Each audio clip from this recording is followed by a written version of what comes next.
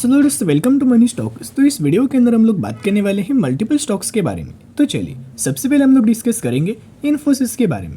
तो जहां हमें इन्फोसिस के अंदर अगर आप देखोगे तो कल के दिन ऑलमोस्ट हमें 3% तक की तेजी देखने को मिल चुका था एंड 1880 रुपये के आसपास हमें क्लोजिंग नजर आ चुकी है। लगातार आपने देखा होगा कि इन्फोसिस कंपनी के अंदर एक लगातार हमें तेजी नजर आ रहा है, तो जिस वजह से बहुत सारे लोगों के डाउट्स है कि सर ये जो तेजी आ रहा है उसके पीछे का रीजंस क्या है, क्योंकि वैसे अगर आप देखोगे तो कोई ज़्यादा आपको न्यूज़ देखने को नहीं मिलेगा जिस वजह से तेज़ी आ रहा है, राइट। तो ये वीडियो के अंदर हम लोग क्या करेंगे, कंपनी का टेक्निकल चार्ट के बारे में डिस्कस करेंगे कि कहाँ कंपनी का सपोर्ट लेवल है, कहाँ रेजिस्टेंस लेवल है और क्या टारगेट हो सकते हैं। उसके साथ साथ जो अपडेट्स है उनके बारे में हम लोग कवर करेंगे। तो देखिएगा, जो इन्फोसिस के अंदर आपको तेज़ी आ रहा है उसके पीछे का 3 बड़े कारण हैं, यानी कि 3 बड़े रीज़न हैं। तो सबसे पहले रीजन्स की अगर बात की जाए तो आप सभी को पता है कि जो आईटी सेक्टर है उस आईटी सेक्टर के अंदर अभी लगातार 200 तेजी आ रहा है। जो निफ्टी आईटी है उसमें भी लगातार तेजी आ रहा है। तो किसी भी सेक्टर के अगर इंडेक्स के अंदर अगर आपको तेजी नजर आएगा तो आप समझ सकते हो कि ओवरऑल अगर इंडेक्स के अंदर तेजी आएगा तो उस इंडेक्स के अंदर जितने सारे कंपनीज आपको लिस्टेड है उन हर एक कंपनी के अंदर जो फंडामेंटली कंपनी स्ट्रांग है, लार्ज कैप कैटेगरी से कंपनी बिलोंग करता है, उन हर एक कंपनी के अंदर आपको तेजी नजर आएगा। तो कहीं ना कहीं इंडेक्स के अंदर तेजी आ रहा है, इस वजह से हमें इन्फोसिस के अंदर भी हमें तेजी देखने को मिल रहा है। अभी हम बात करते हैं अगले रीजंस के बारे में। तो सेकेंड रीजन आपके सामने मैंने ओपन किया है। सेकेंड रीजन है कंपनी का Q1 का रिजल्ट, यानी कि जून क्वार्टर का। तो जो है दोस्तों मार्केट हमें एक्सपेक्ट करके चल रहा था वो बहुत आसानी से कंपनी ने बीट किया। जो मार्केट की एक्सपेक्टेशंस थी वो भी बीट किया, जो मार्केट हमें एक्सपेक्ट कर रहा था उसको बहुत अच्छा खासा फुलफिल किया। जैसे कि रेवेन्यूज के अंदर मार्केट को 2% तक का सरप्राइज किया, इनकम के अंदर 5.5%, EPS के अंदर 6% एंड नेट प्रॉफिट मार्जिन के अंदर 3%। जो मार्केट हमें एक्सपेक्ट करके चल रहा था उसको बहुत ईजिली कंपनी ने बीट करके वो एक्सपेक्टेशंस को फुलफिल किया। इस वजह से भी मार्केट लगातार पॉजिटिविटी के अंदर रिएक्ट कर रहा है इन्फोसिस कंपनी को लेके। अब हम आ चुके नेक्स्ट अपडेट के ऊपर। तो ये न्यूज़ दोस्तों हमने आपके साथ शेयर किया था एक दिन पहले, आपको याद होगा। अगर आप चैनल को फॉलो करते हो तो आपको याद होगा दोस्तों। देखिएगा, Infosys to invest 5 million euro in German venture capital fund UVC partner for the minority stake, यानी कि इन्फोसिस कंपनी की पार्टनरशिप हुआ है UVC के साथ। किस चीज़ को लेके, ये जो कैपिटल है यानी कि इन्वेस्ट करने वाले हैं 5 मिलियन यूरो का। तो उस हिसाब से दोनों कंपनियों को लंबे समय के अंदर क्या होगा ना, विन विन सिचुएशंस के अंदर दोस्तों बेनिफिट मिलेगा। क्योंकि होता क्या है, एक कंपनी को दूसरे कंपनी से बेनिफिट मिलता है, दूसरी कंपनी को पहले कंपनी से बेनिफिट मिलता है। ये म्यूचुअल अंडरस्टैंडिंग से ये पार्टनरशिप किया जाता है या फिर कोलैबोरेशन किया जाता है ताकि दोनों कंपनी को इसका बेनिफिट्स मिले। ये जो 3 रीजन दोस्तों मैंने आपके साथ शेयर किया, इस वजह से लगातार तेजी आ रहा है। अभी अगर आप देखोगे पिछले एक महीने का परफॉर्मेंस इन्फोसिस का, जिसके अंदर 20% तक का तेजी हमें इन्फोसिस के अंदर नजर आ चुका है। अभी जिस लेवल्स के अंदर कंपनी ने ब्रेकआउट किया था रिसेंटली, जो इंपॉर्टेंट कंपनी का रेजिस्टेंस लेवल का ब्रेकआउट किया था, रिटेस्ट किया था, अभी यही दोस्तों हमने आपके साथ निवेश करने के बारे में बोला था कि यहाँ अगर आपको निवेश करना है तो आखिरी मौका है, इसके बाद आपको कंपनी निवेश करने का मौका बिल्कुल भी नहीं देगा। अभी कंपनी फाइनली निकल चुका है। तो जिन लोगों ने अभी तक हमें इन्फोसिस के अंदर बाइंग किया है, लगातार बाइंग करते आ रहे हैं, उनको बहुत जल्द बहुत और ज़्यादा हमें बेनिफिट्स मिल सकता है, क्योंकि उसका जो रीजन है वो टेक्निकल चार्ट पैटर्न के अंदर दोस्तों छुपा हुआ है। तो टेक्निकल चार्ट मैंने आपके सामने ओपन किया है। पहले दोस्तों कहा लेवल्स, कौन से लेवल्स के ऊपर हमने आपके साथ बोला था कि निवेश करने का लास्ट मौका ही देखा गया, वो ये लेवल्स था, जो कि एक इन्फोसिस का एक रेजिस्टेंस लेवल था, एक सपोर्ट लेवल था। इसी के बीच में कंपनी हमें ट्रेड कर रहा था। लेकिन जैसे इन्फोसिस के द्वारा ये जो रेजिस्टेंस लेवल आपको दिखाई दे रहा है, इसका जैसे कंपनी ने ब्रेकआउट किया, वैसे हमने आपके साथ बोला था निवेश करने का मौका है। यानी कि कंपनी ने ब्रेकआउट भी किया, रिटेस्ट भी किया, और उसके बाद अगर आप देखोगे मूविंग एवरेज को सपोर्ट लेके कंपनी आगे धीरे धीरे करके बढ़ रहा है। तो इस लेवल्स के ऊपर हमने आपके साथ बोला था कि निवेश करने का लास्ट मौका है।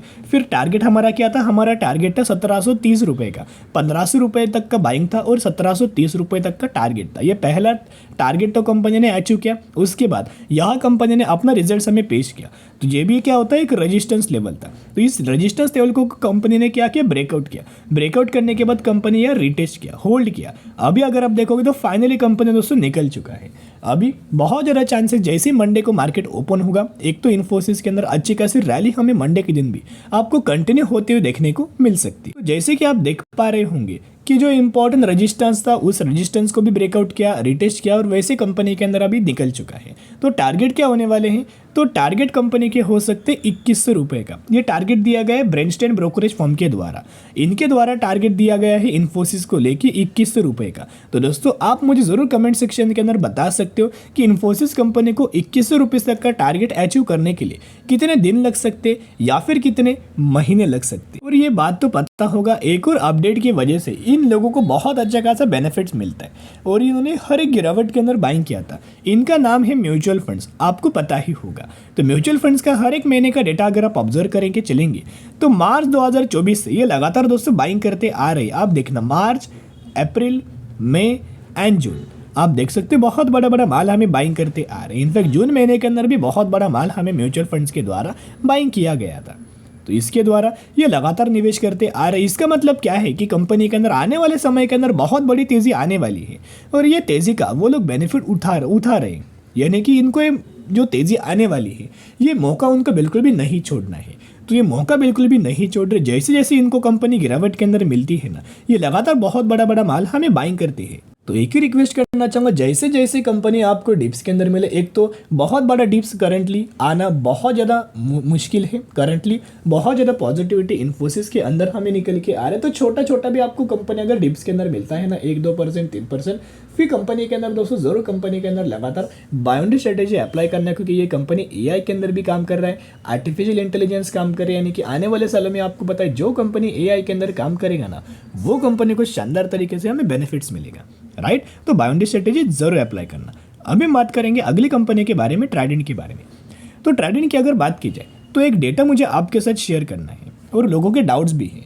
कल के दिन परफॉर्मेंस देखोगे तो ऑलमोस्ट हमें 1% तक का तेजी आया एंड 37 रुपीज़ के आसपास हमें क्लोजिंग नजर आया। अभी भी बहुत सारे लोगों को डाउट्स है कि सर ट्राइडेंट ये कंपनी के अंदर हम लोग कब निवेश करने का कब मौका है, क्योंकि ये कंपनी का जो लाइफ टाइम वाला जो हाई है वो 70 रुपये का है एंड अभी 70 यानी कि 70 रुपीज़ की कंपनी करंटली 37 रुपीज़ के आसपास हमें ट्रेड कर रहा है। तो कितना ज़्यादा कंपनी हमें डिस्काउंट प्राइस के अंदर मिल रहा है। अगर हम लोग टॉप से लेके बॉटम तक अगर आप कैलकुलेट करके चलेंगे तो ये कंपनी हमें 42% तक की सर गिरावट के अंदर मिल रहा है। तो कितना ज़्यादा बाइंग करने का मौका है। लेकिन इस एक गिरावट के अंदर दोस्तों आपको कोई भी कंपनी के अंदर ये सिर्फ गिरावट देख के बाइंग नहीं करना है। ऐसे मार्केट के अंदर लाखों कंपनी आपको देखने को मिलेंगी जो टॉप पॉइंट से लगातार बहुत ज़्यादा गिर चुका है। लेकिन ये रीज़न आपको जानना इंपॉर्टेंट है कि इतना बड़ा गिरावट क्यों हुआ, राइट। तो ये रीजन्स की अगर बात की जाए तो सबसे पहला कारण है कंपनी के हर एक क्वार्टर के रिजल्ट्स। यानी कि हर एक क्वार्टर के अंदर कंपनी का जितने सारे पैरामीटर्स थे वो लगातार दोस्तों गिर रहे थे। यानी कि पैरामीटर गिरावट के अंदर मिल रहे थे, जैसे कि कंपनी का नेट प्रॉफिट है या फिर कंपनी का रेवेन्यूज है या फिर कंपनी के और दूसरे पैरामीटर जैसे कि अर्निंग पर शेयर भी आप पकड़ सकते हो। जितने सारे पैरामीटर्स थे ना वो लगातार गिरावट के अंदर मिल रहे। तो आप सभी को पता है कि अगर जो मार्केट में एक्सपेक्ट करके चलता है कोई भी कंपनी को लेके, वो अगर एक्सपेक्टेशन फुलफिल नहीं होता ना तो वो कंपनी के अंदर हमें बुरी तरीके से गिरावट मिलता है। तो 3 से 4 क्वार्टर से बिल्कुल भी कंपनी अच्छा परफॉर्म नहीं कर रहा था। तो 3 से 4 क्वार्टर में मार्केट के द्वारा 40% तक का गिरावट हमें ट्राइडेंट के अंदर हो चुका है। तो रिसेंटली हमें ट्राइडेंट कंपनी का Q1 का रिजल्ट आ चुका है। तो ये रिजल्ट देख के हम लोग जज कर सकते हैं कि करंटली हमें निवेश करना चाहिए या फिर करंटली वेट एंड वॉच करना चाहिए। देखिएगा बेसिकली अगर आप ऑब्जर्व करके चलेंगे तो ट्राइडेंट के द्वारा जो नेट प्रॉफिट्स है उसके अंदर 19% तक का फॉल हमें देखने को मिला है ईयर नियर बेसिस के ऊपर। तो अगर आप ये ईयर नियर बेसिस अगर आप देखोगे तो उसके अंदर करीब करीब 19% तक की गिरावट इनके प्रॉफिट्स के अंदर हुई है। अगर आप इनके ओवरऑल पैरामीटर्स को ऑब्जर्व करेंगे तो जो कंपनी का नेट प्रॉफिट्स था वो आप देख सकते हो ईयरली जून 2023 के अंदर 91 करोड़ था, अभी जून 2024 के अंदर 74 करोड़ हो चुका है। तो ईयर नियर बेसिस के ऊपर गिरावट है, लेकिन QN के बेसिस के ऊपर देखोगे 59 करोड़ से बढ़ के हुआ है 74 करोड़। तो अगर दोस्तों ट्राइडेंट इस कंपनी के ईयर नियर बेसिस भी एंड क्वार्टर बेसिस भी ग्रोथ होता तो हम लोग समझ सकते थे कि अच्छी खासी रैली हमें ट्राइडेंट के अंदर देखने को मिल सकता है और सेफ साइड से हम लोग निवेश कर सकते थे।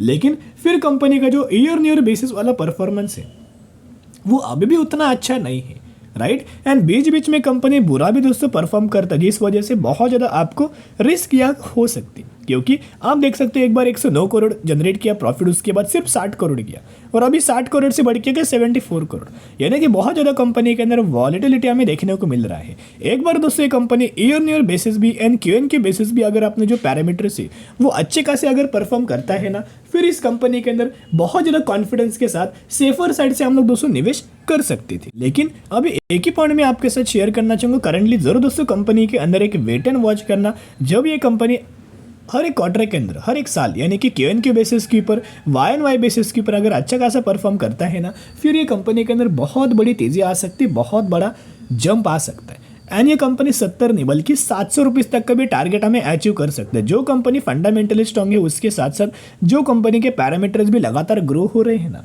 वो कंपनी का टारगेट दोस्तों हम लोग डिसाइड नहीं कर सकते, राइट। वो कंपनी को स्काई इज द लिमिट हो सकता है, क्योंकि अच्छा अगर बिजनेस होगा तो प्राइस रेंज जज करना बिल्कुल भी ये आप बोल सकते हो कि प्राइस हमें जज नहीं करना चाहिए, क्योंकि ये जो प्राइस है वो कहाँ से कहाँ जा सकता है प्रेडिक्ट भी नहीं कर सकते, राइट। 70 रुपये की कंपनी 7,000 रुपीज़ तक का भी लेवल्स हमें अचीव करके दे सकते हैं। इतना कंपनी इसके अंदर पोटेंशियल होता है जो कंपनी फंडामेंटली स्ट्रांग होता है। तो अभी क्या है ना, ट्राइडेंट के अंदर दोस्तों बाइंग करने का थोड़ा बहुत हमें रिस्क हमें देखने को मिल रहा है। अगर अगले क्वार्टर में कंपनी बुरा परफॉर्म करे तो ये जो करंटली आपको जो कंपनी डिस्काउंट प्राइस के अंदर मिल रही है ना, ये और ज़्यादा आपको डिस्काउंट प्राइस के अंदर मिल सकते हैं। अगर सस्ते प्राइस देख के बाइंग करेंगे तो आपको स्टॉक मार्केट के अंदर बड़ा लॉस हमें देखने को मिल सकता है, राइट।